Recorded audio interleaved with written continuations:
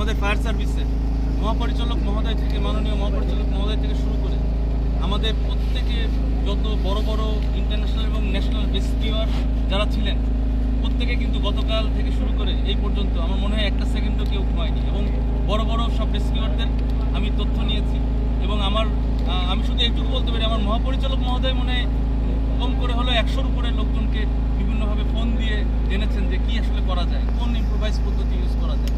আমি মন্ত্রণালয়ের সবাইকে বিশেষভাবে ধন্যবাদ দিতে চাই, তারা আমাদের সাথে ছিলেন এবং তারা আমাদের এই অপারেশনটাকে বেগবান করেছে। এখন আসি আপনার প্রশ্নে। আপনার আর একটা জিনিস একটু বলতে চাই, আমাদের মহাপরিচালক মহোদয়ের পক্ষ থেকে আপনাদের সবাইকে সালাম জানিয়েছেন এবং আপনাদের সবাইকে বিশেষ বিশেষ ধন্যবাদ জানিয়েছেন এবং আপনারা যেভাবে সাথে ছিলেন, উনি আসলে আবেগ আপ্লুত যে আপনারা যেভাবে সাথে ছিলেন ভবিষ্যতেও যেন আপনারা এইভাবে আপনাদেরকে পাই, এটাও আশাবাদ ব্যক্ত করেছেন। তো আমার প্রশ্নে ফেরত আসি। আমি যেটা অলরেডি বলেছি যে এই ধরনের ছোট ছোট আমাদের কিন্তু দুর্যোগগুলো ঘটে আমাদের বিভিন্ন ভুলের কারণে, অসচেতনতার কারণে এবং সাবধানতা না হওয়ার কারণে।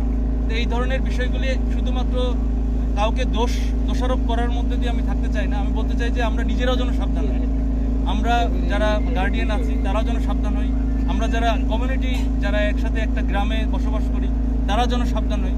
এটা একটা নিজেদের ভিতরে একটা একটা স্লোগান গড়ে তুলতে হবে, যাতে আমরা আর এরকম কোনো মৃত্যু চাই না, আমরা দুর্যোগে কোনো মৃত্যু চাই না। নিজেদের ভিতরে এই বিষয়টা, এই সচেতনতাটা আনতে হবে এবং কাজ করতে হবে। এখন যারা এরকম রেখেছে তাদের বিষয়টা সরকার দেখবেন, সংশ্লিষ্ট কর্তৃপক্ষ দেখবেন, যে প্রজেক্ট সংশ্লিষ্ট যারা মন্ত্রণালয়ে রয়েছেন তারা দেখবেন।